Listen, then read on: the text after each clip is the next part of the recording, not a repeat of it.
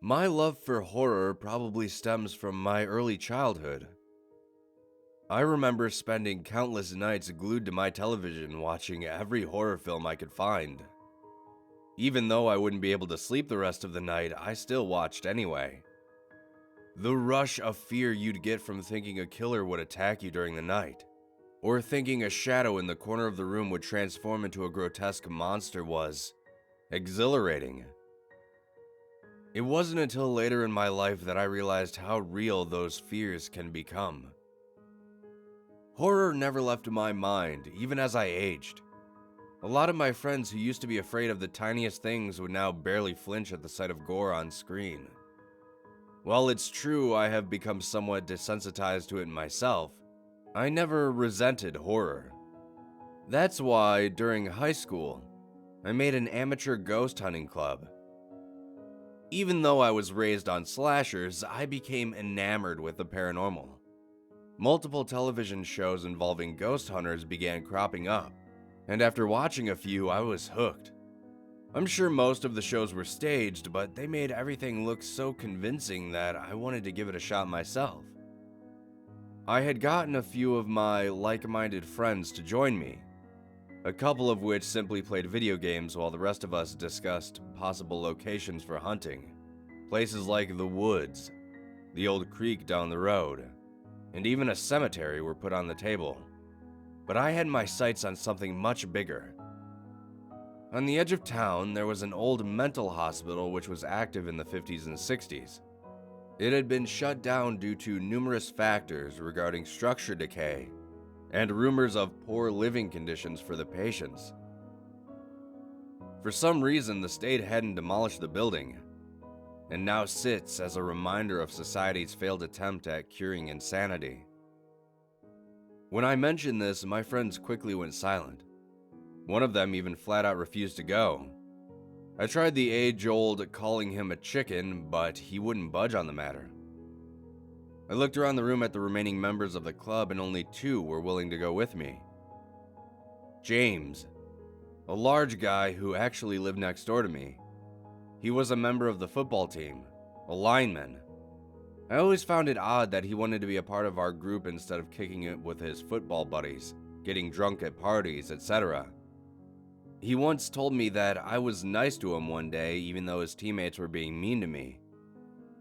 Truth be told, I don't even remember the incident in question, but he seemed to and has been one of my friends ever since.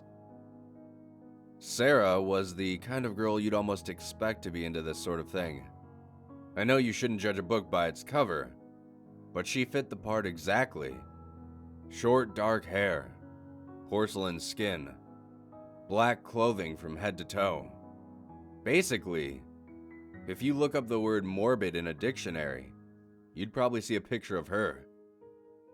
She actually approached me a few months ago, when she overheard me talking with James about horror. Her and I spoke for a bit and instantly hit it off. Even though she looked a bit standoffish, she was one of the kindest people I ever met. Just talking with her seemed to make my day better. That's one thing I really like about horror. No matter who you are, or how you act, one small thing can bring many different people together. Summer was in full swing, so we didn't have to worry about school getting in the way of our hunting. We packed some supplies, James swiped his dad's truck, and we all headed out to the asylum to record our findings. We headed out on a Friday evening. The summer sun was still high in the sky as we made our way there. The drive from my house to the asylum took roughly 45 minutes, but we hardly even noticed the time. We turned off the highway onto a side street, and not long after that, the side street became a dirt road. We drove for another 10 minutes before the building slowly grew in the distance. Around the perimeter of the building was a large iron fence wrapped with barbed wire. The rusted metal seemed to almost resemble blood in the sunlight. The building itself was massive. It was a large 3-story building painted a dingy yellow. The exterior looked normal apart from a broken window here and there and some graffiti on the main doors. The sun started to rapidly fall from the sky as we parked the truck nearby one of the side gates. We gathered our gear, and James helped us vault over a part of the fence that just so happened to be missing some barbed wire on the top. Upon setting foot on the other side of the fence, I felt a wave of panic wash over me, before it quickly subsided. Once we were all over the fence, we approached the front door, which was now completely boarded up. With some finesse and a little bit of James's strength, we pried the boards away and opened the entrance. When we did, the building seemed to groan as if it hadn't breathed in years. We stepped inside, and the first thing to hit us was the smell of rot and industrial-grade cleaner. It took us only a few moments to adjust to the smell. Inside the building was pretty much what you would expect. Paint peeling off the walls, debris littering the walkways, left behind medical equipment and household goods, mattresses and frames. The sun had set shortly after we entered, so we retrieved our flashlights and began our investigation. Walking past the reception desk, I began to feel strange emotions. Sadness and fear swam about me, but I tried my best to shake it off. As we walked down a corridor, I heard Sarah call for us to come check out a nearby room. In the center of the room was a large operating table. Worn leather straps hung loosely off its side. Broken glass littered the floor. I took a few steps further in to inspect the surroundings when suddenly, a shriek echoed down the long hallway. We all froze and looked at one another, unsure of what we just heard. I walked back out into the hallway and shined my light down the corridor. At the end, I could see a shadow moving rapidly back and forth. I took a few steps closer, and when I did, the floor below me gave way. I crashed through rotted wood into what I assumed was the basement. I landed on my leg pretty hard as the pain began to radiate throughout my body. My friends called out to me asking if I was all right. I told them I was fine, but I was ready to leave now. They both returned to nervous laughter. That's when I heard something near me. A cough. The sound of something or someone clearing their throat. I scrambled for my light and scanned the room. I felt my heart swell in my throat as my light rested upon someone standing on the opposite side of the room from me, facing the corner. They were wearing what appeared to be an old white lab coat and dark black pants. Their shoes were missing. I struggled to keep the light steady on him as his shoulders seemed to rise and fall with each massive breath. Slowly, he turned. His face was grotesque. His eyes were held open with some sort of ocular device, and his mouth oozed black liquid. He slid a foot towards me, and this sent an immediate flight response throughout my entire body. I hobbled to my feet and began looking for an exit. I saw a flight of stairs nearby leading up to a door. I limped my way towards them. Even though I didn't look back, I could feel whatever it was inches behind me. I began ascending the stairs. About halfway up, one of the steps gave way and my foot plummeted through it. I dropped my flashlight in the process and screamed. As I desperately tried to get my foot unstuck, I glanced behind me. At the base of the steps was that deranged face. It took a slow, lumbering step onto the staircase. I pulled as hard as I could, and after one final tug, my leg came free. I made it to the door, and as I tried the handle, a fear I had never felt before came over me. The door was locked. I pounded on the door, screamed for my friends to help me. Then, everything went silent as I felt breathing right on my neck. I turned around and was face to face with it. It raised up a disfigured hand and placed it onto my face. I was feeling dizzy, barely able to stand. The creature wrapped its hand around my throat and began to squeeze. I slammed my fists into its arm as hard as I could, but it maintained its grasp on me. It was at this moment I knew I was dead. I would become another lost soul consumed by this place. Just as my eyes began to droop and my breath left me, the door behind me swung open and I fell onto my back. James quickly shut the door behind me and helped me up. As I gasped for air, I noticed something strange. The front of my t-shirt was covered in blood, and after taking a moment to make sure I wasn't bleeding, we all ran out of there and never looked back. Horror is great. It can bring people together, and the rush of being scared is amazing. However, there is another side to it. A side which you won't understand unless you go through something I went through. There are things that lurk in the dark. Things that want to hurt us. And if we wander where we shouldn't, we might never come back. My love for horror hasn't diminished, but I will enjoy it now from a safe distance for the rest of my life.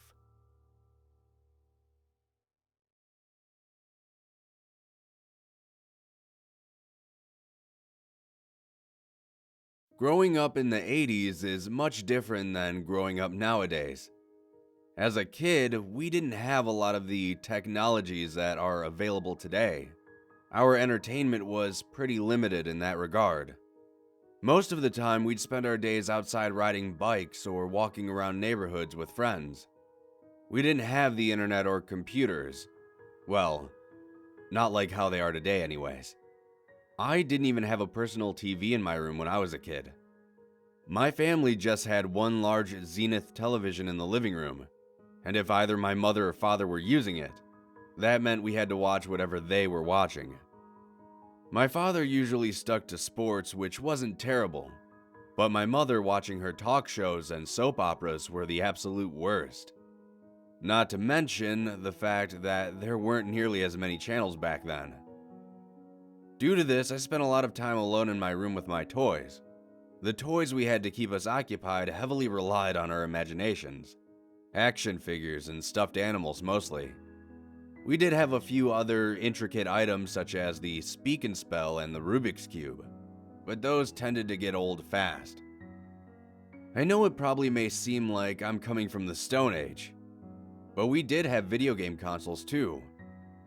Still a relatively new concept during my youth. Nintendo and Atari quickly became hot commodities to purchase for children despite the price tag. I was one of the kids unlucky enough not to get one during my childhood. I came from a low-income family, and even though I begged and pleaded for a Nintendo, the money just wasn't there. That's not to say my parents were against toys or buying me things. It was just only if the budget allowed it, which a lot of times it didn't. When I was 5, I had difficulty sleeping. I had the most crippling fear of the dark you could ever imagine. I would lie awake shaking underneath my blankets, staring at anything and everything that resembled a monster. Pile of clothes, a coat rack, shadows, you name it. My mom tried to quell the fear with nightlights, but those almost seemed to make things worse. The shadows cast off of them seemed to transform into demonic shapes on my walls. Even those didn't last very long anyways, as my father had a bad month at work and came home in a rage. He complained about wasted electricity, and in turn ripped all of the unnecessary plugs out of the outlets, including my nightlights. That Christmas, my mother had saved up some money and bought me a present. When I tore the wrapping paper away, I was greeted with two eyes looking back at me. I almost screamed as I dropped the box. Seeing my fear, my mother took control of the situation. She removed the rest of the paper to reveal a teddy bear, but not just any teddy bear. A Teddy Ruxpin, the magically animated storytelling bear. Even though it wasn't a Nintendo, I was just happy to receive a present at all. My mother told me that Teddy Ruxpin would also help me get to sleep, and would watch over me and keep me safe. This made me feel a lot better, and for many years, even after I grew out of my fear of the dark. I was unable to sleep without listening to him. It's been almost 30 years since then. I've grown up, have my own place, and a nice steady job. My life is, for lack of a better word, normal. My mother had called me a month ago in regards to picking up some of my old things from the house. I had gone over, and even though my mom had neatly packed everything up into boxes for me, I couldn't help myself. I immediately opened up each of the boxes, and with every one I opened, the nostalgia trip grew. Most of the old boxes were filled with clothes, but then I opened the ones containing my old toys. There, buried under G.I. Joes and a couple of board games, was that familiar face. I pulled him out and held him for a moment. All his stories rushed back to me, and I couldn't help but smile. My mom told me she was unable to find the books to go along with it, but did manage to save a couple of his cassette tapes. I packed everything up and took it back to my place. That night, while I was sitting there relaxing and watching the game, I heard something coming from the other room. It sounded like a muffled voice. Confused, I got up and went to investigate. As I got closer, the noise grew louder until I arrived at the collection of boxes. When I did, the voice seemed to stop almost instantly. I opened the boxes thinking that Teddy must have gotten turned on when I was looking at it earlier. I pulled him out and examined him.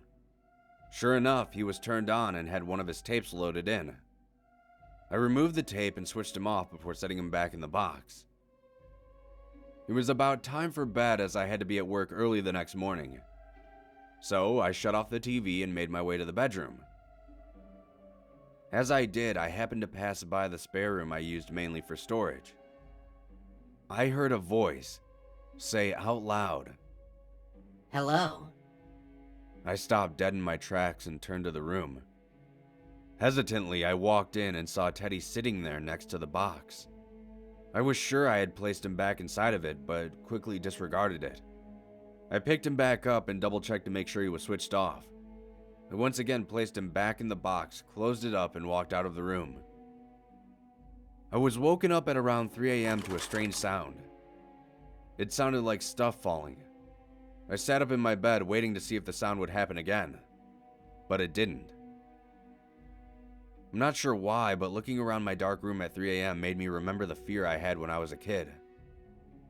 Then, I heard a word echo from the other room. "Hello."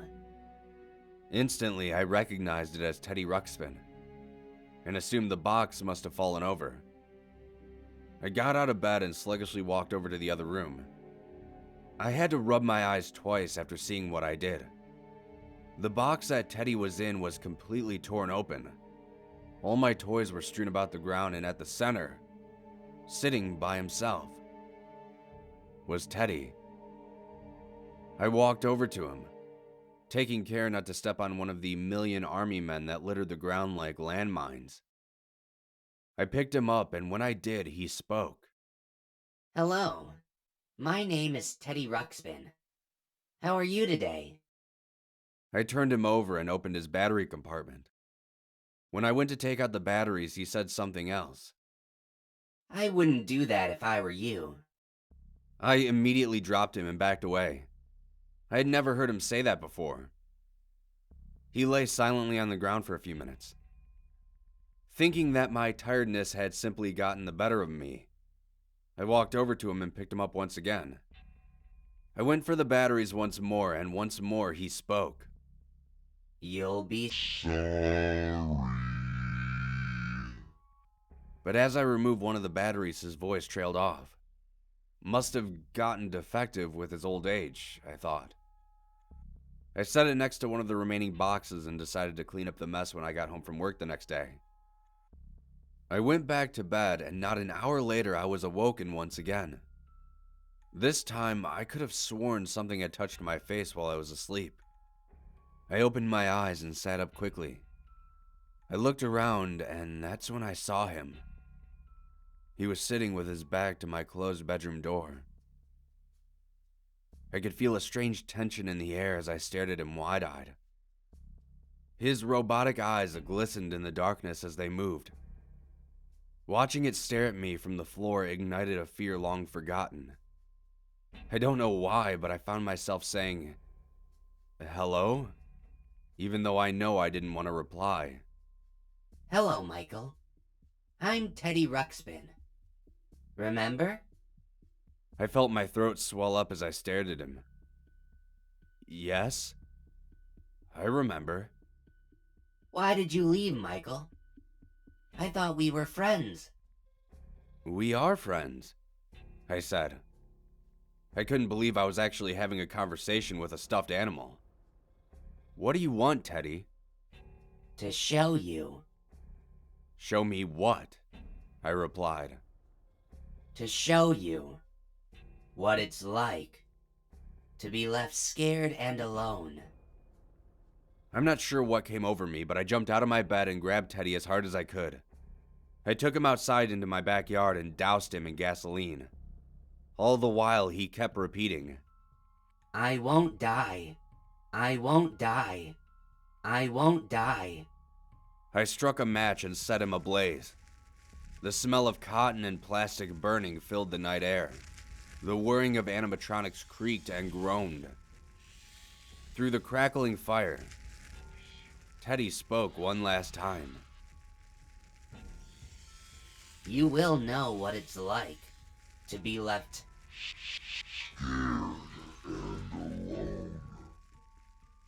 I threw his remains in the trash can and sat up the rest of the night drinking. I called in sick from work the next day and I tried to chalk the whole thing up as one messed up nightmare. However, something happened yesterday, and this is the reason I am writing this out. I had just gotten home from work, and as I was unlocking my front door, I happened to look down and noticed something sitting on my welcome mat. It was one of Teddy Ruxpin's old tapes.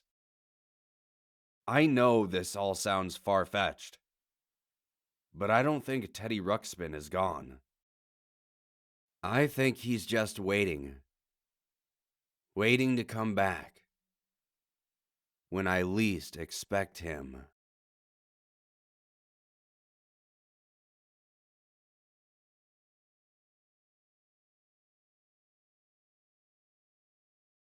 Living alone can be scary, especially when you come home to find your house has been broken into.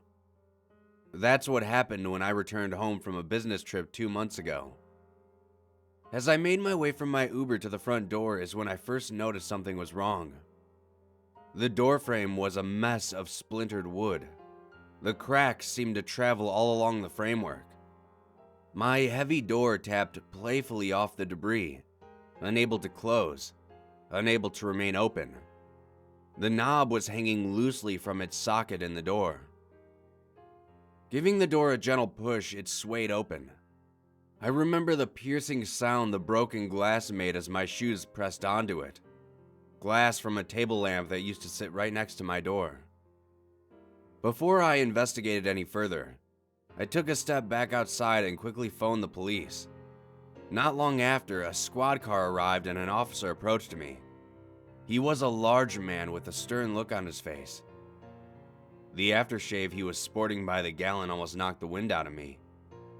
With a gruff voice, he asked me what the problem was, and in an almost comical fashion, I gestured to my battered door.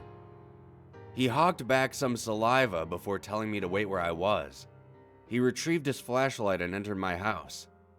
I had gotten back from my trip late in the evening, so the sun had already set hours ago. After about 15 minutes, he called me back inside. I turned on the lights and we walked around my house together. The house itself was a small 2-bedroom set in the middle of a tightly packed neighborhood. The fact that this happened without alerting any of my neighbors bugged me. However, my neighbors are all reclusive people. The if it ain't your business, best stay out of it type. The living room made up the majority of the house. Attached to that was a small kitchen. Down the hall led to the bathroom and both bedrooms at the back of the house. Methodically, I scanned each room carefully, while the officer prattled off questions about having any enemies or possibly a pissed ex-girlfriend. I just shook my head. We continued along and I checked the kitchen as well as the bathroom. Nothing had been touched. Finally, we made it to the back 2 bedrooms, and I looked at both of them carefully. Nothing was amiss. I couldn't think of a single thing that had been taken, which wasn't hard as I had moved in not long ago and I didn't have very many things in the first place. Even though I felt unsafe and worried, the officer told me there was actually little he could do to help me. He said something about writing up a report and filing it in case this happened again, but I was too lost in thought about the cost of repairs to pay him any mind. As he shuffled to the door, he turned back briefly and advised me to get a home security system. He said that he had one installed and is very happy with it. I thanked him and he left. The next day, I had scheduled a door repairman to come out and fix my door and frame. And yes, those guys are a thing, apparently. Since they wouldn't arrive until later in the afternoon, I duct taped my door and made my way to the electronics store. After being verbally bitch-slapped by multiple employees, each trying to make their own commission for selling me something, I quickly grabbed the first home security package I could find and rushed out of the store. I still paid, of course, but quickly. I'm sure I'm not the only one who hates being hounded in stores. After arriving at home, I received a text saying the repairman was on his way. During this time, I got started on installing my new system. The package came with 4 cameras to start, but you could purchase an expansion system which came with an additional 4 more cameras. I, however, didn't need them. The cameras installed relatively quickly. I placed one just outside my front door, another inside my living room. I placed one more camera in the hallway and one in my bedroom for good measure. The kit came with a little dock which synced all the cameras together and allowed me to remotely access them from my computer or phone, which was a nice feature. The repairman showed up shortly after I finished installing the final camera and made quick work of my door and frame. I even had him install a chain guard so I had some additional security. Even with all the repairs and the security camera, I still felt uneasy. The thought of someone forcing their way into my home crawled underneath my skin. I tried my best to rationalize it, saying that the burglars broke in, realized I didn't have anything worth taking, and simply moved on. That wishful thinking helped calm me down, at least a little. 3 weeks ago, I was awoken in the middle of the night to my phone beeping hysterically. It was my new system which I had programmed to a special ringtone. My bloodshot eyes cracked open, and once I realized what was happening, I sat up rapidly, retrieving my phone in the process. I opened the app and stared at the tiny screen in disbelief. Something was standing on my front porch. In the dark, it was hard to see, but it looked like a man wearing a dark hoodie pulled over his head. Curiosity began to flicker in my mind as my heart rate slowed. I was curious as to what he was doing. The man was standing in front of my door, motionless, as if he were a delivery man waiting for me to answer it. I stared for 20 minutes, too scared to move from my bed. And in those entire 20 minutes, the man didn't move once. Not even a flinch. Then, he slowly turned around and walked just out of view of my camera. I stayed awake the rest of the night, wondering if he would attempt to break in through a window. I was kicking myself for not shelling out the extra cash for the additional cameras. However, there were no further incident the rest of the night. Another full week passed before I was once again awoken by my phone's ringtone. I sat up groggily looking at the clock. 3:12 a.m. it read. I grabbed my phone and swiped to the entrance camera. However, this time there was no one there. I scrutinized the small screen carefully, but I still couldn't see anyone. Then, I switched to my second camera. I almost dropped my phone. The man was somehow standing in the center of my living room. That was impossible. My door was still intact a few feet away from him. I peeked over my phone at my closed bedroom door, then back at the screen. When I looked back, he was gone. I wasn't sure if he was in a blind spot or not, but I quickly called the police and they sent a car right over. The officer arrived shortly after and I received a notification on my phone. Sure enough, he was standing outside my door. I got up, but right before I opened my bedroom door, I paused, wondering if that person was still in my house somewhere. After a moment, I opened my door and walked to the front door. I opened that one too, but then I felt my body freeze as if something were wrong. My entire front door had been somehow unlocked as I stared at the lightly swaying chain guard. The officer entered, a different one since last time. This was a younger police officer, probably mid-20s. He looked as if he was taking things way too seriously, all by the book. He wrote down my whole account, and when I went to show him the camera feed, the man wasn't there. He made some off comment about a nightmare and that I should lock my doors in case something happens, though I knew for a fact I had locked my doors. He, like the one before him, told me there was very little he could do apart from making a note of it. I thanked him for nothing and he left.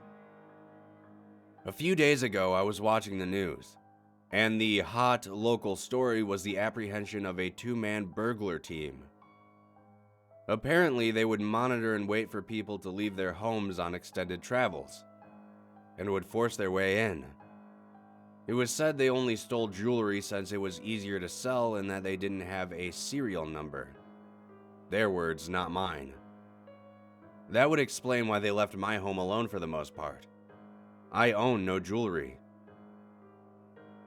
But last night, I was jolted awake thinking my phone had been going off. It wasn't, but I sat up anyway.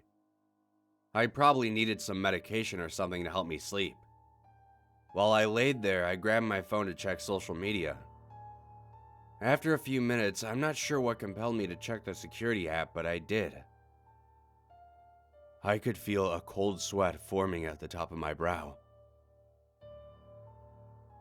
Standing on the other side of my bedroom door, in the hallway, was that same man. He was inches away from my door. At the risk of getting fined by the police, I refrained from calling them. I simply waited until the sun came up, keeping a close watch on my screen. My entire house was completely silent, but he was standing there clear as day. Fatigue must have gotten the better of me because I awoke a few hours later in a panic. I checked my phone, which was now on the floor, and saw that all of my security feeds were clear. I don't know what that thing is or why it's even targeting me. Perhaps it's just the camera's malfunctioning, or maybe my nerves are making me see things. I'm not sure. Every time I go to check the recording, it's blank. It's probably just a figment of my imagination. But regardless, I think I'm going to crash at my friend's house for a week or two, just to be safe.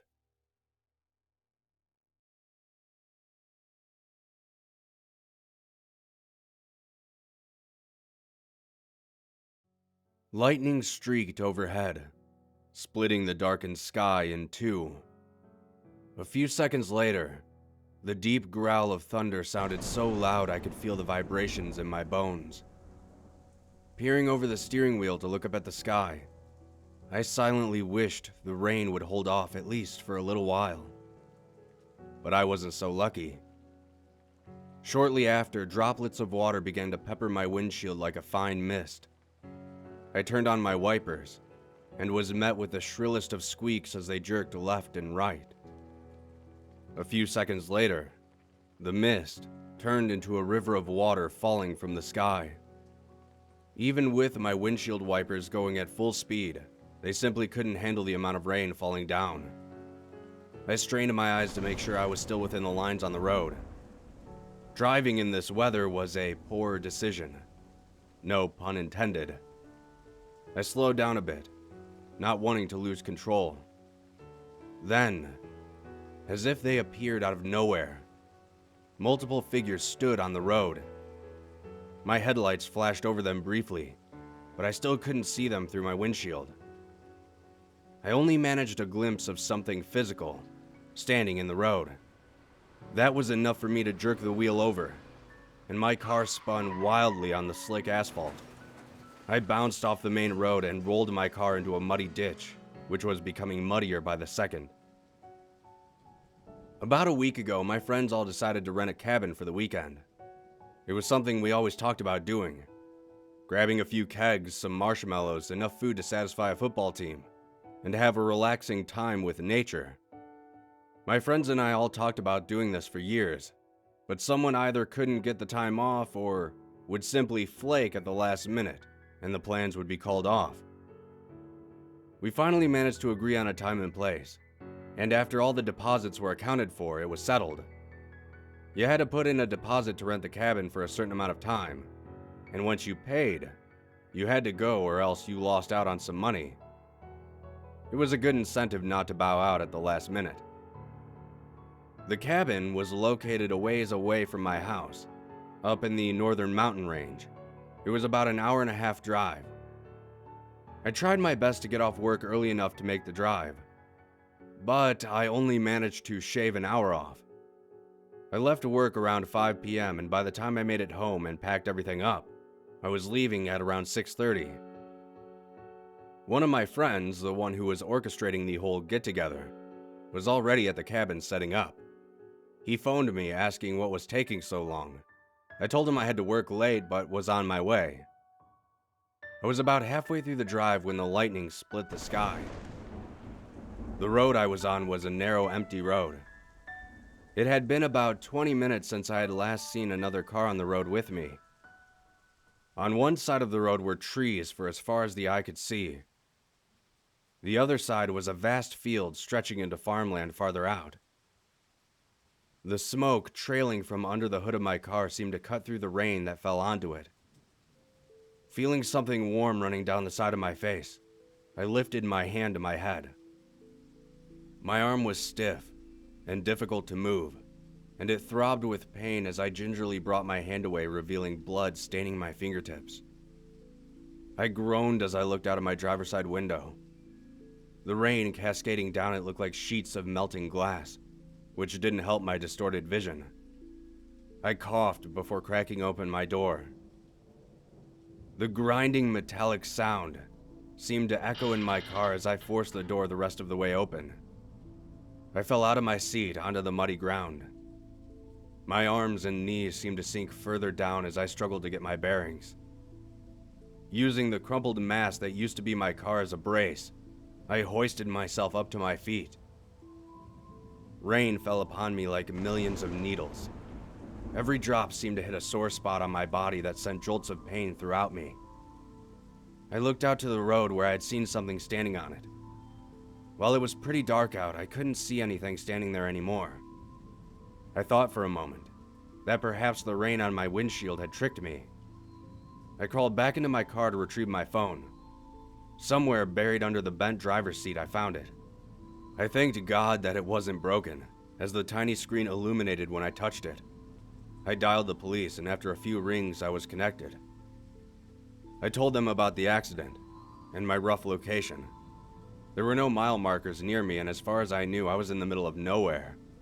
I gave them the road I was on, and they said they would dispatch someone as soon as they could, but it would take some time to reach me since I didn't have a precise location. I hung up and sighed. I tried my best to sit back in the driver's seat, but it was so badly bent I couldn't get all the way back inside with the door closed. As I sat there, rain drenching my exposed legs, I closed my eyes for a moment. A few minutes later, lightning cracked and my eyes shot open. I glanced around, and that's when I saw them.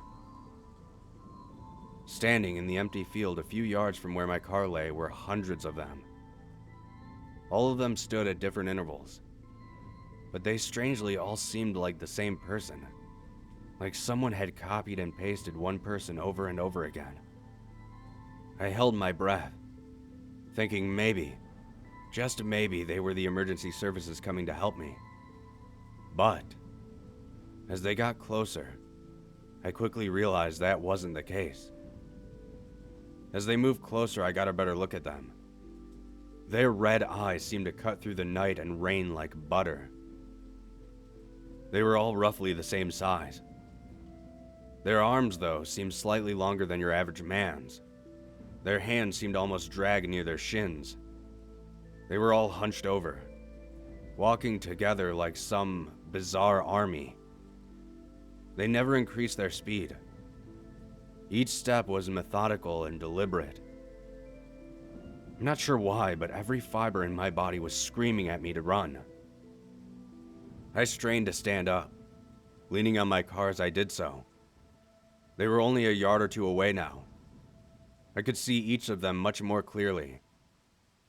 Their skin was all white, but upon closer inspection, it looked like a black sludge or tar was covering their shoulders and chest. I also noticed that they didn't have mouths. It was as if their mouths were completely erased from their heads. Closer they came, before I finally decided it was time to get away from them.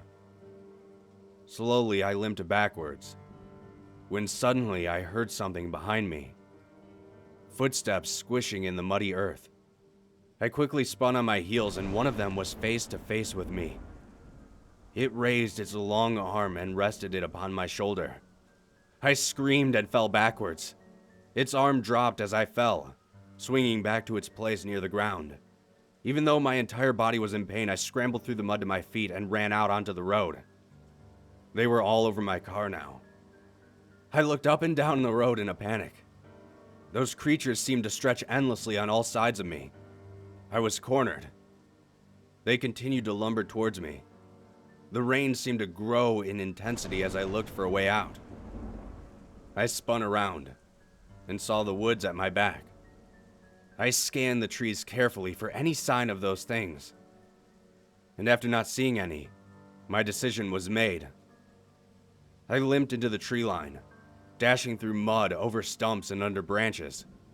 I didn't look back, but for some reason I knew they were still there, still following me. My chest burned with each breath I took. My body stopped me as I was in desperate need to catch my breath. Leaning on a tree next to a slight cliff's edge, I looked behind me. I could see thousands of eyes in the tree line. Even though they weren't very fast, they never seemed to stop.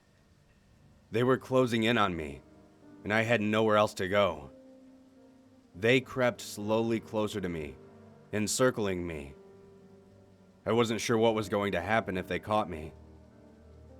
Mere inches away from me, they continued advancing. I felt myself instinctively take a step backwards.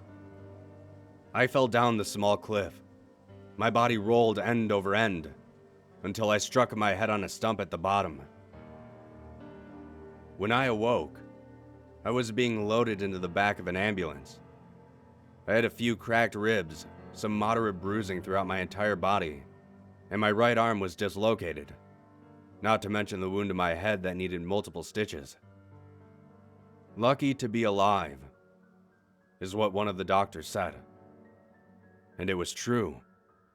I was lucky to be alive. But not just because of the car crash. I don't know what those things are, or why they didn't kill me when I fell off that cliff.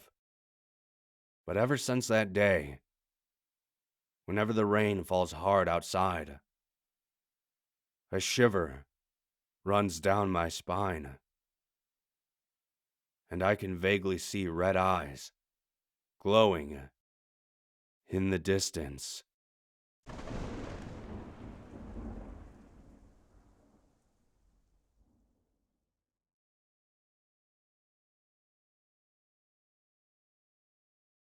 When I was growing up, there wasn't much to do at home. We didn't have high-end computers or cell phones allowing us to browse the internet whenever we wanted. Hell, most of us didn't even have video game consoles. I say most because there were a few spoiled kids who seemed to get everything they asked for and more.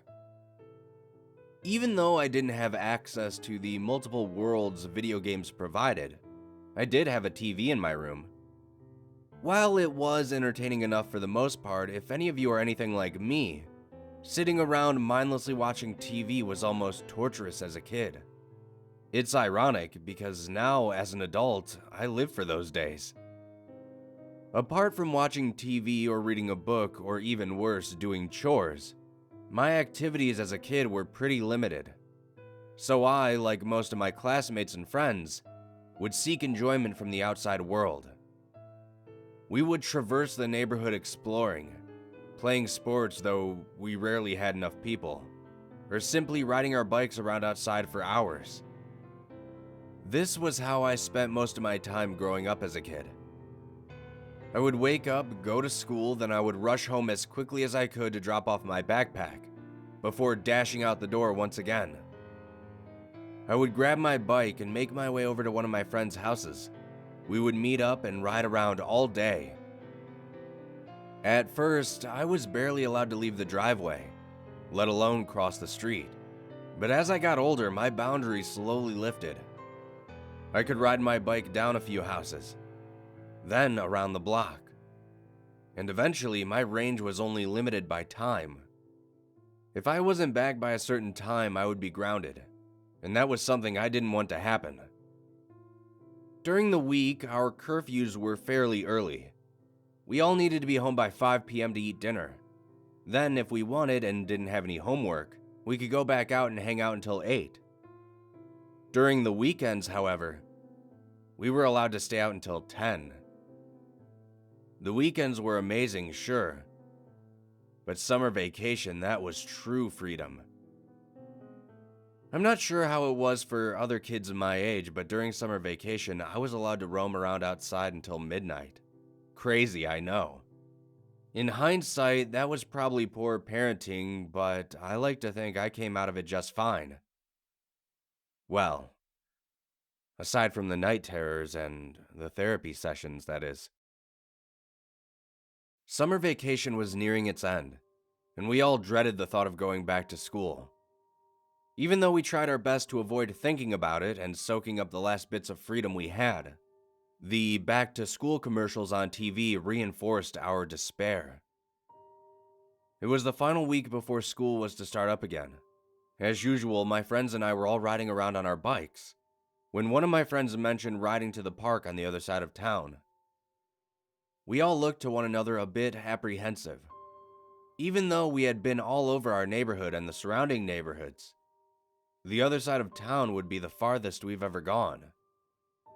Throwing caution to the wind, we all agreed and the 5 of us pedaled our bikes faster in the direction of the park. As we weaved off sidewalks and past parked cars, I couldn't help but look up at the sky and notice the sun was slowly falling. The town park was just your average town park. It had a vast open field.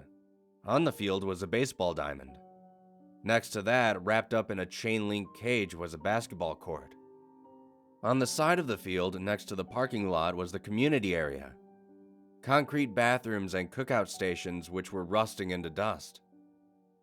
On the far end of the field was the playground. A colorful structure of twists and turns, slides that contorted themselves into crazy shapes. Colorful pyramid rooftops capped certain spots of the playground. Jungle gyms and monkey bars littered the area. And next to that was 3 rows of swings. This place was the best park in town. It was the only park in town, but I digress. The park itself actually had times it was open. During the week, it was open from 9 a.m. to 7 p.m. On the weekends, it was open until 10. This was the city's attempt at combating drugs and mischief, I suppose. Even though the park closed, it was widely disregarded by most people. You can't really lock up a park. However, if the police showed up, everyone would scatter out of fear of trespassing.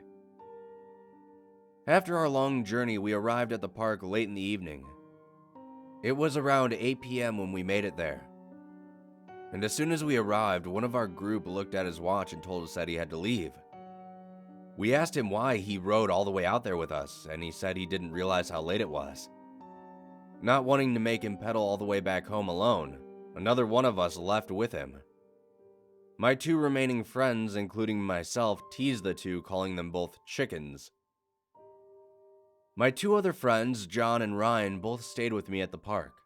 We pedaled through the parking lot and onto the grass field, our tires snapping twigs as we rode over them.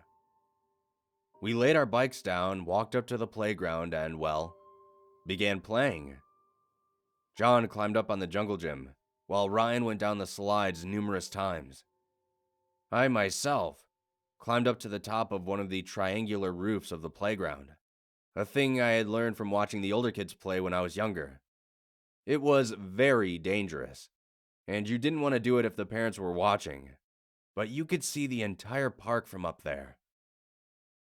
As I sat up on top of the plastic roof, the sun had completely diminished and all that remained was a stark twilight. Ryan walked below me and asked how long we were going to stay there. I looked down at him and asked if he was scared, to which he replied a determined, "No." I laughed so hard I almost fell off my perch. My leg slipped to the side, but I managed to stop myself by leaning over and grabbing onto the edge of the roof. When I did this, my gaze dropped to the nearby area. That's when I saw someone sitting on one of the swings. It was dark, but I could clearly make out a person swaying gently back and forth. I couldn't tell if it was a teenager or an adult, but I held my breath as I slowly slid down from the roof. I called my friends over in a hushed tone, and they both walked over to me. I asked them if either of them knew who that was, and they both shook their head. We all watched him for a few moments, wondering who it could be, but he didn't move, apart from gently swaying back and forth. We all nervously looked around to one another. We knew that regardless of who it was a stranger and we shouldn't interact with strangers. We all climbed off the playground and walked over to our bikes. As we picked them up, I happened to look back over at the swing.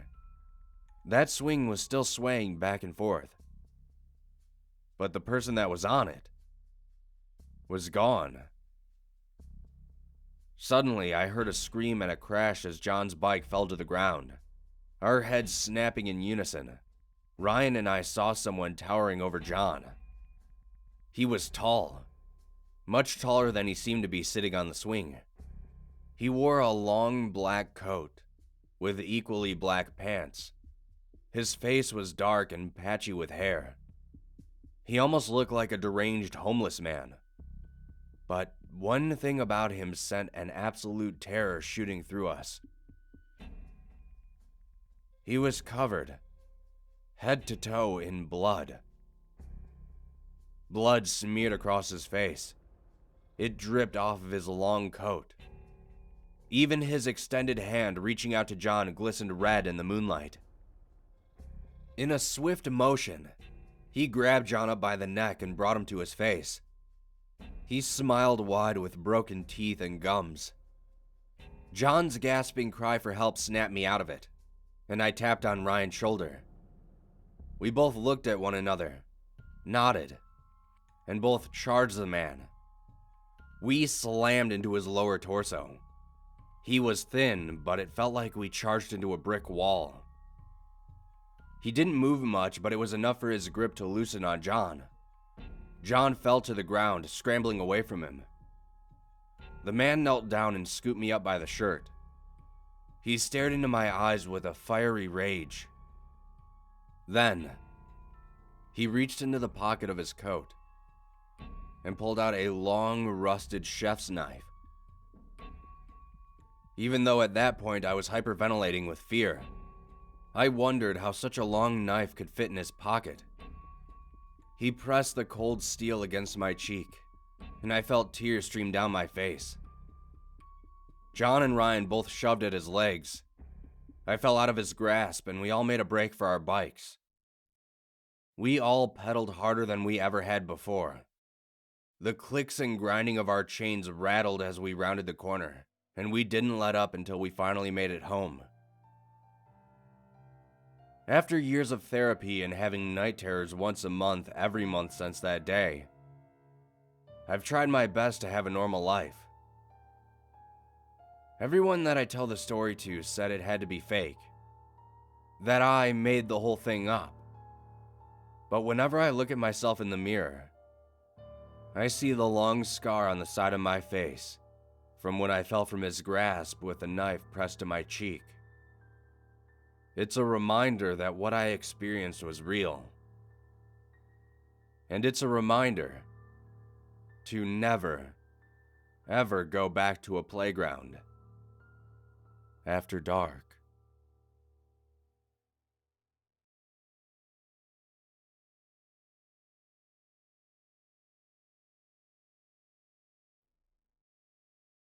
Ghost stories? Nah, we don't have anything like that around here. We do have the story of Jacob, but that's about as close as you'll get. You really want to know? Well, I'm not supposed to tell you. But alright. Just no interrupting. I don't have the patience for it. How to describe Jacob Amory?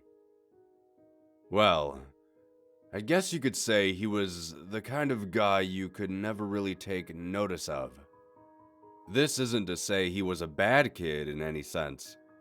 Many people in town thought he was the most reliable person for an odd job in the state, but he never really excelled in anything. He was the living proof behind the statement, Jack of all trades, ace of none. Most of this was due to his own lack of will. He dabbled in damn near anything this town could offer him. Automobiles, radio operations, store management, what have you. But he never stuck with anything. His friends and coworkers went after him about it a number of times, but everybody got the same unsatisfying response. It just wasn't enough. Needless to say, any friends he kept were either very patient or never spoke of the matter altogether. It was probably inevitable then that Jacob would leave to go abroad. I don't know where he went, but I think Gertrude down the street knew before she passed on. You'll have to scout someone else out if you ever get curious. In any case, no one even tried to stop him. Everyone thought that a little travel would stamp the ambition out of him, or else feed it until it was no longer an issue. Hell, we even gave him a sending off party, which I thought was pretty nice of everybody. So anyway, he was gone for, 6, 7 years? Can't remember. You'll have to check with someone else about that too. Anyways, he came back, eventually. And he had changed, obviously enough. He was amiable, energetic, all smiles all the time. And we all quickly learned why. He showed us a souvenir he had brought back. A solid black stick. The length of a pencil, but the texture of chalk. We all wondered why on earth such a simple thing would prompt such a spring in his step, until he gave us a demonstration. He took a single piece of paper, and with this stick, God, there's gotta be a better word for it. With this stick, he drew a crude circle. It dropped and rested on the border of the paper, like a stone. It didn't leave the paper, but it acted out on it, sort of like an old movie projector on a screen. Listen, I know how crazy this sounds, and if you feel like playing the skeptic, then you can leave an old man to his craziness. But I know what I saw, even if everyone's been hushing it up. That stone he drew dropped on the paper. Jacob even passed the paper around, and as it was being passed, the circle rolled around the paper as it got tilted. None of us had any words for it. Hell, what was there to say? But he continued drawing demonstration after demonstration for us. Stick figures in various pageants and plays doing everything from fighting each other to making perfect human pyramids. And we all thought it was incredible. That was all the go-ahead Jacob needed. He announced that he planned to put on shows to pay for rent and food, where he would draw anything the crowd members wanted. That we talked to some length about, and he eventually convinced us that it would be safe, his drawings ethical, the practice lucrative and unique, and the attention would not go anywhere outside of the town's borders. Poor Jacob. If I had not been so swept up in the moment, I might have read the signs right then and there, and saved the sorry son of a bitch by snapping that terrible thing in half. But I was younger. We all were. And we saw no problem with encouraging him with what we all saw as an incredible experience. Something to be shared with everyone else. Now, he didn't have any big radio or television connections, mind you, and the internet wouldn't come around for another decade. So he did what all other people did on a shoestring budget do. He advertised his show with flyers. Flyers might not mean much to you city folk, but in a small town, they gained a fair glance from time to time. And what's more, Jacobs managed to stick out by having little figures jump up and down and whatnot to get people's attention. His first show must have gotten nearly 60 or so people, probably some more than that. And his shows were fantastic. Someone would shout out a scene from a play or a comedy sketch, and Jacob's hand would fly over the white wall like a bird. He had been holding back when he made that stone on that paper, that's for damn sure. His illustrations were all spot on, and he could make an incredible human figure in minutes. Come to think of it, I don't remember any of his scenes lasting more than 10 minutes to make. They were all really well done scenes too. Not only could you see a knight charge a castle, Jake would draw the castle's interior as well. Like a wedding cake split down the middle, so you could see the knight scale the walls, fight his way through the levels to the dungeon, fight back out with the princess, and make a leaping jump off the castle parapets onto his getaway horse, all in complete silence. Not realistic, no, but that was part of the appeal. None of us went in there expecting something real. Whenever a scene or a sketch was finished, either the characters would leave off a wall or he'd cover the wall with white paint.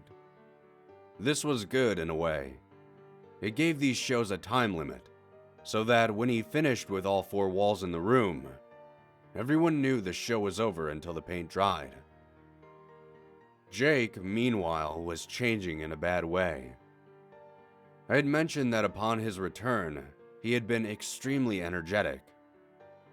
Well, that energy, that vitality or fervor or whatever you want to call it, it never left him. Not for an instant. Far from it, actually. It seemed to grow in him, and he enjoyed it all too much. His eyes grew wider. He slept gradually less over time. His statements and opinions were more radical and frenzied. And though he never was a pushover, he was starting to make people nervous in his company. A month or 2 passed, and Jake's audience grew like wildfire. Nearly everyone in the town paid to see Jacob's art in action, and he had to rent out larger and larger places for them to sit. He now didn't stop after one scene was done. He moved directly onto the next.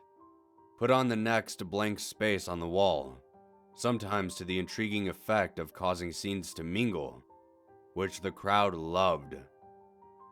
The subject matter got more wild and immoral. The monsters grew more bizarre and creative. The fighters using more impossible weaponry, all for the sake of the crowd's interests. Jacob got steadily more indulgent, which we figured was from the money, and he became a drinker and a womanizer, neither of which got rid of that vitality, by the way. Some of those women claimed that they had been woken up in the middle of the night to see him scribbling with that stick on a drawing pad, a gigantic grin on his face, and while most of them said that they assumed he was drawing them in the nude, there's rumors that one or two of them got glances at the notepad.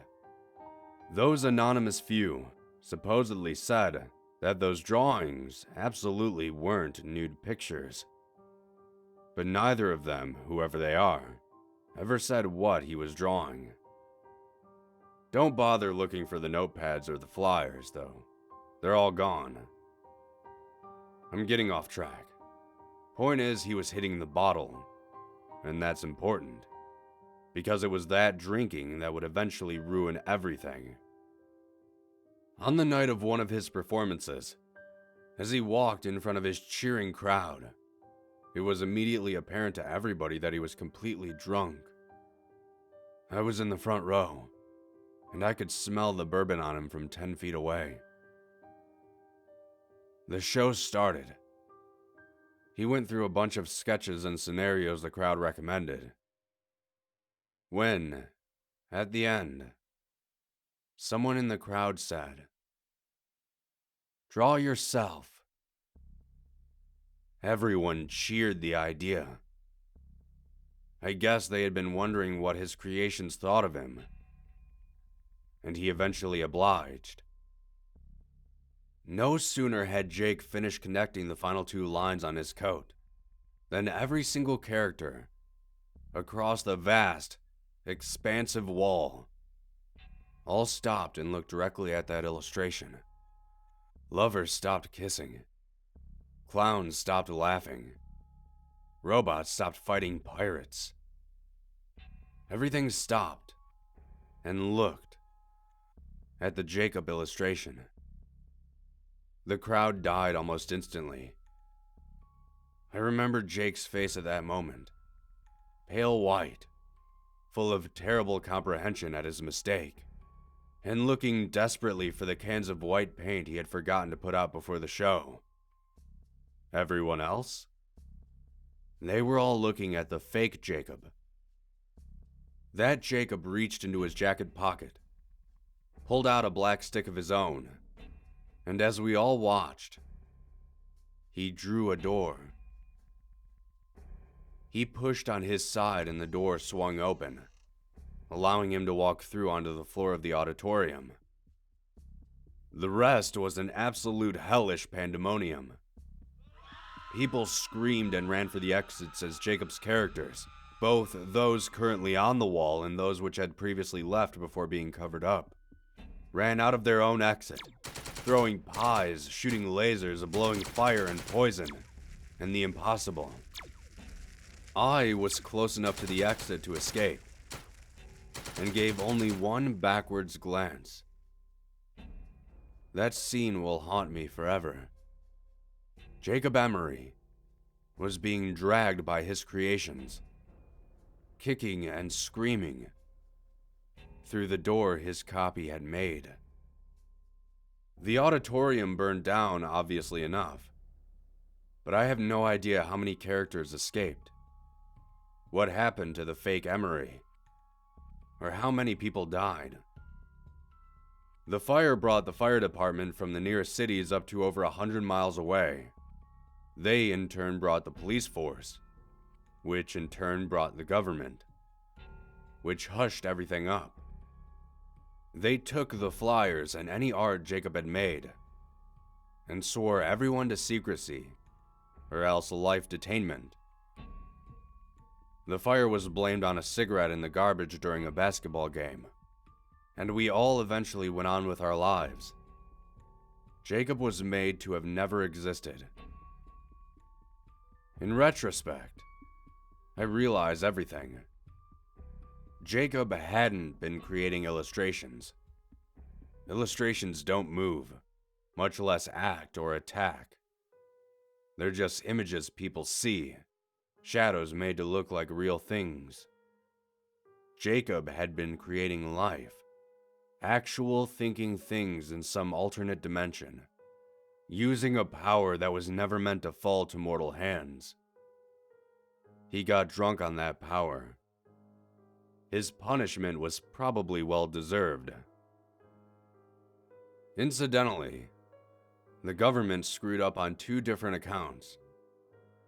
They did a damn good job silencing everybody, but proof remains.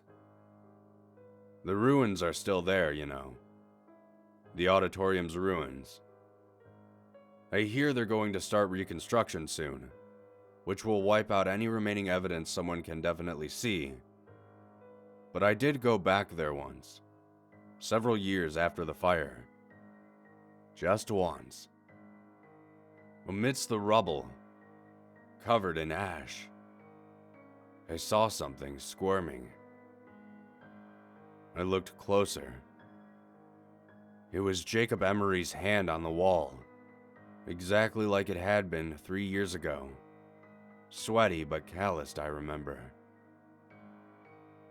But it was constantly flailing, as if the body it was supposed to be attached to was still writhing in flames. That was mistake number 1. Number 2 was those creations. Like I said, I don't know how many escaped, nor how many the government agents found and caught. But I will say only this. Those tall grass meadows on the outskirts of town, don't go into them. Ever. You were asking about those white figures you've seen at night, right? Well, this town doesn't have any ghost stories.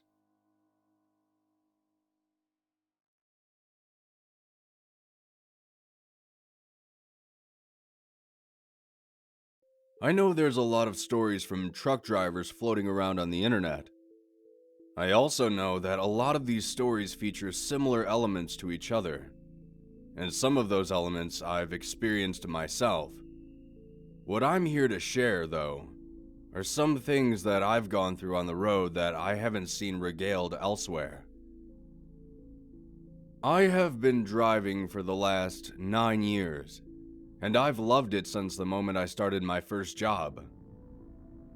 I work independently, meaning that I bid for delivery contracts against other driving services, be they independent or company. I'm not married and I have no kids, so driving around the country is ideal for me. Doing so independently allows me to pick and choose where I go and when. Driving alone at night on an empty road can get a bit unsettling, despite listening to movies, TV shows, and music all the while. It's the solidarity of driving for hours without seeing another living soul. The fact that if something were to happen, no one would be around to hear you scream. That's what makes the prospect a bit off-putting.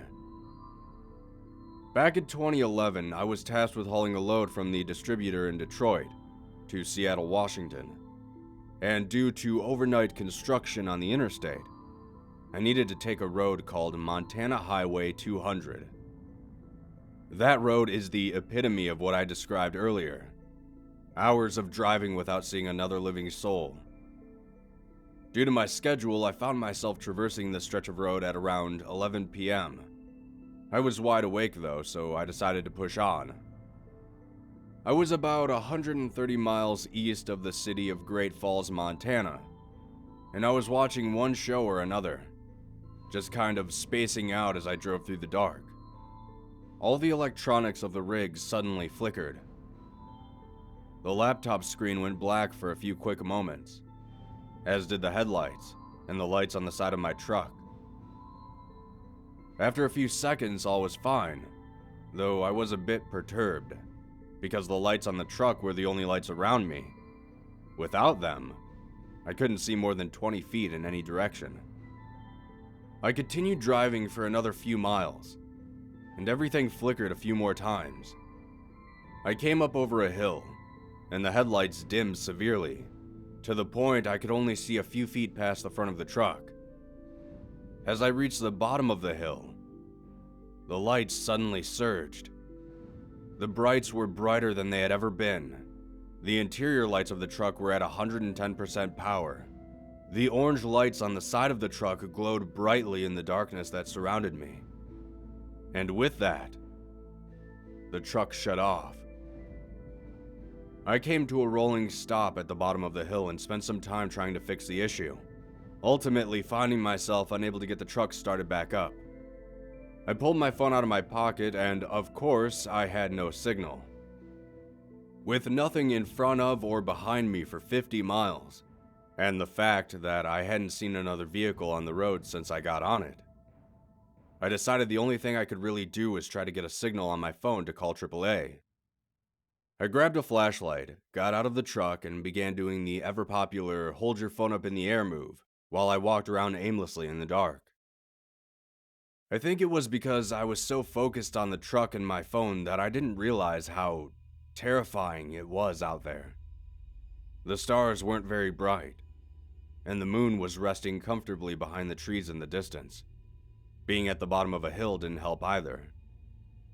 I stayed close to the truck but wandered around a bit looking for any semblance of a signal. When I still couldn't get any, I shined my flashlight around a bit and saw a hill on the opposite side of the road. Just as I was making my way to the hill, I saw a light in the distance. The unmistakable glow of headlights.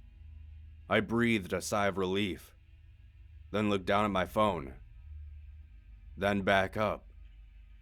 And the lights were substantially closer than they had just been, much too close for a car to be driving.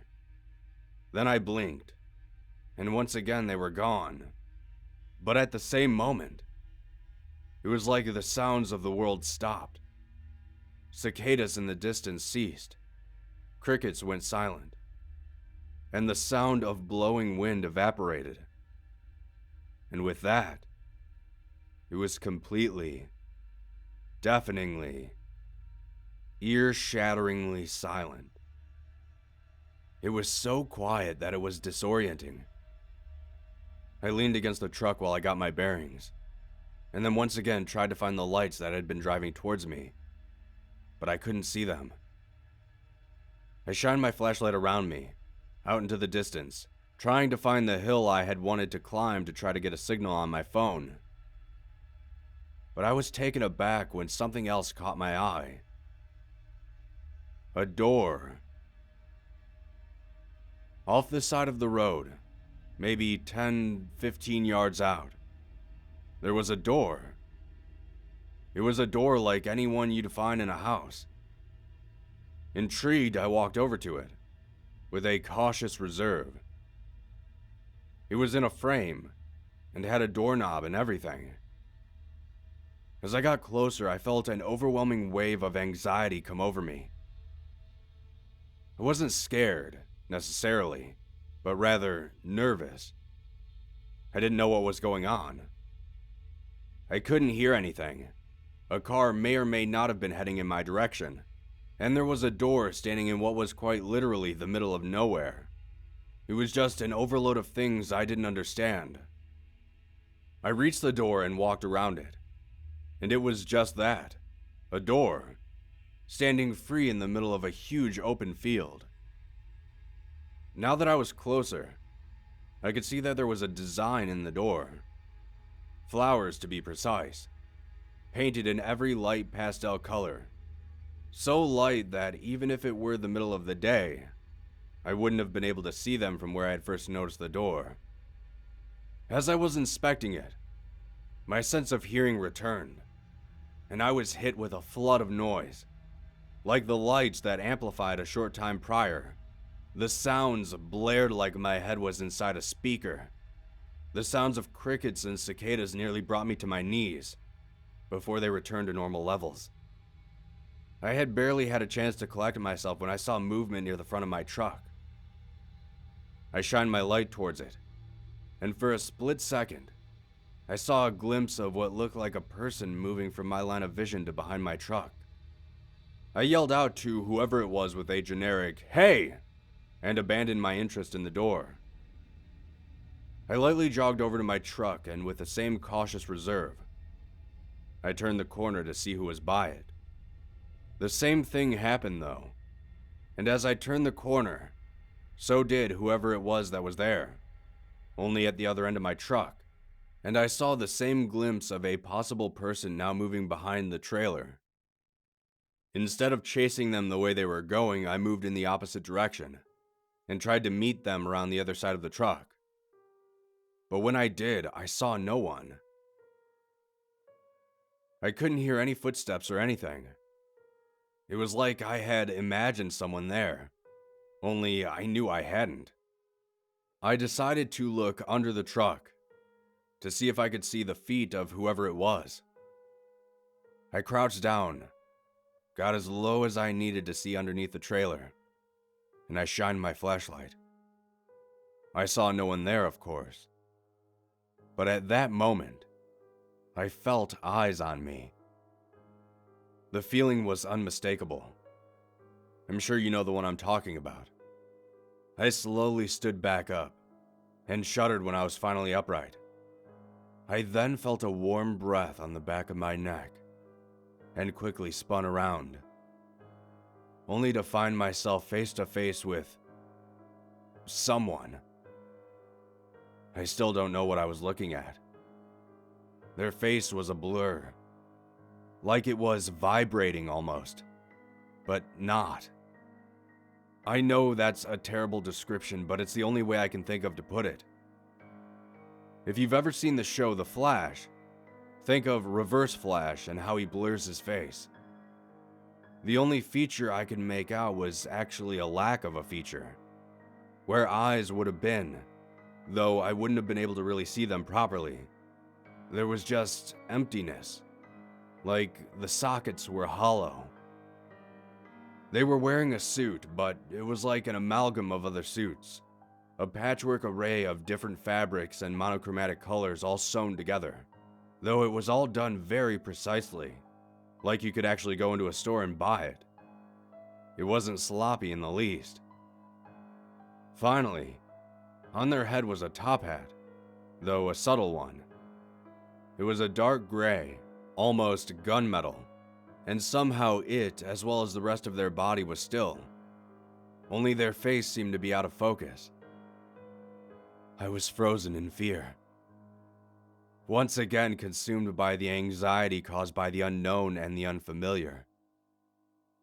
I simply stood there, face to face with this person, for what seemed like an hour, though in reality it couldn't have been more than 2, maybe 3 seconds.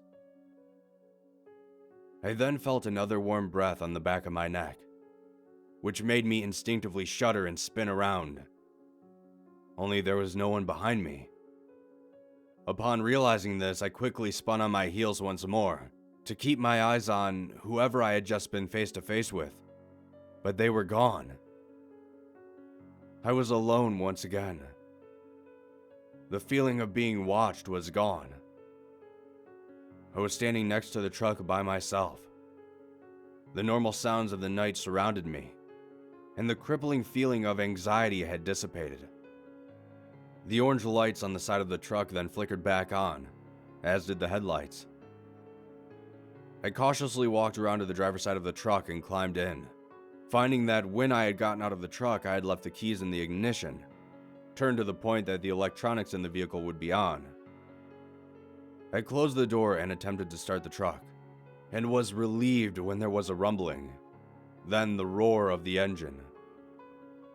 I didn't think twice before putting it into gear and continuing down Montana Highway 200. There were so many aspects of that night that I didn't understand. I finished the job, and all the while I was trying to rationalize what had happened, and why. It was all so confusing. The person with the vibrating face, the sound and light surges, and that door, that flowery pastel freestanding door. I'm not sure what it all means, but there is something definitely strange about that road.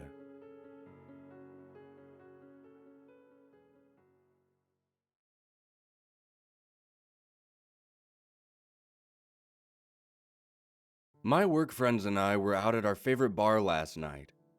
Not a really fancy place, but you know, cheap beer and close enough to home that I don't have to drive.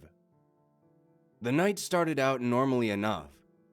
The four of us crammed into a small table off in the corner, mostly talking shop and dumping on our boss.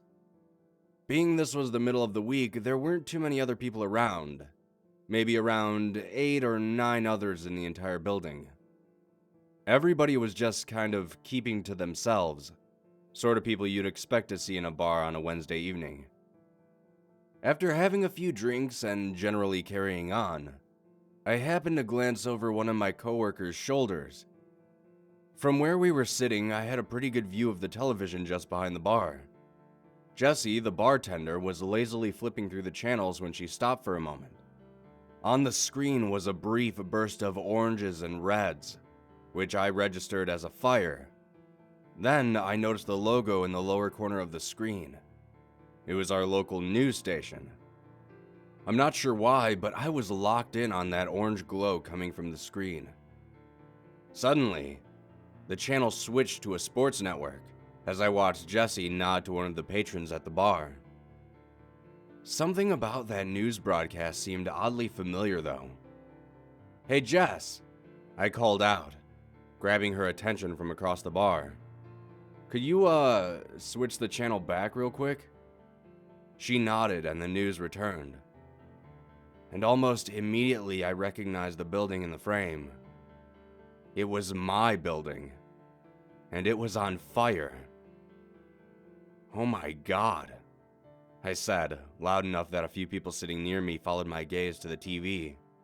"That's my apartment." The minimal chatter in the bar fell silent at my statement, everybody now staring up at the screen. The screen showed a wide shot of the exterior of my building. The cameraman must have been set up on the northern end of the block, because I could see a lot of shops on the ground floor, property management, dry cleaners, convenience mart, etc. Most of the building was still intact. Actually, if you looked at my building from a different angle, you might not have noticed anything wrong with it at all.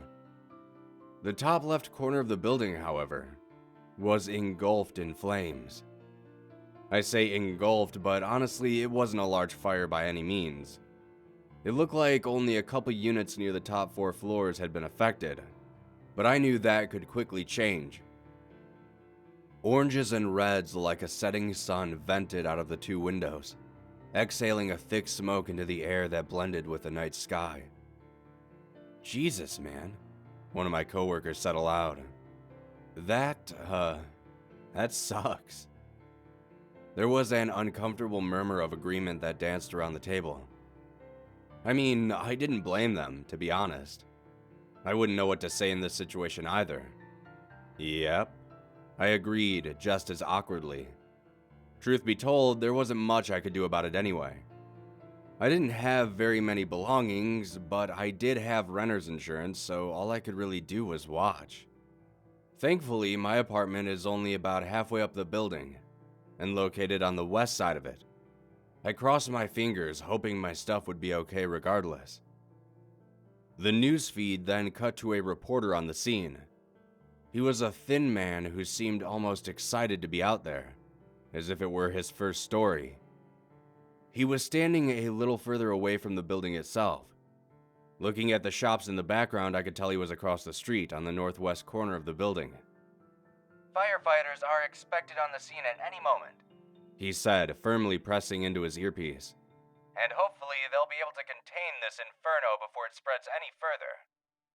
As I was saying earlier, it is very fortunate that everyone was able to evacuate the building safely before things got really bad, or who knows what tragic events may have unfolded." Well, he's laying it on a little thick, don't you think? My other coworker joked. I found myself chuckling a bit.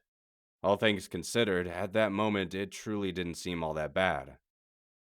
But then, a few moments later, Hang on a minute. the reporter said as the cameraman panned back to him. We're getting some updated information. It seems... Hang on one moment while we readjust the camera. The cameraman started to shift the angle, focusing on an area of the building about halfway up the west side. All of the lights in the entire building were out, except for one. I started to feel a strange creeping sensation build in the pit of my stomach as I began counting the windows from the bottom. 5 up, 2 over. That's my place. I could have sworn I turned out that light, I thought to myself. And that's when I see it. There's a person standing in my window. The camera was zoomed out too far to make out any of the features, but it definitely looked like a man, and they were definitely standing in my apartment. I stared petrified as the camera zoomed in closer, the reporter babbling on about the overlooked, ill-fated soul still trapped in the blazing such and such. As the image grew closer on the screen, I began to make out more details. The person seemed to be dancing or something. I'm not really sure how to describe it, but the man was moving around a lot, and everything he was doing had this bizarre, almost rhythmic quality to it. He started waving his arms in the air, back and forth, up and down, up and down. He paused for a moment, then started banging both fists on the window. After a few hits, he once again went back to waving his arms over his head. Everything he was doing had the same exact tempo. 1, 2, 3, 4, 1, 2, 3, 4. After another brief moment, he started to jump up and down, waving his arms around wildly. Almost like he was trying to get someone's attention from a long distance, but it was still to that exact rhythm, over and over again. "What in the hell?" I said, my voice now a hoarse whisper. The camera then got a little closer, and even though it was a bit grainy, I could finally make out the person's features. It looked almost exactly like me. He was wearing the exact same clothing that I was wearing in the bar. Clothes I had changed into moments before leaving the apartment earlier. Its face looked almost exactly like mine as well, except for its eyes.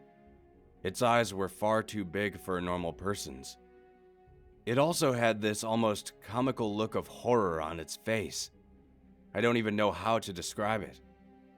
Imagine if someone were pretending to look scared, but as a joke.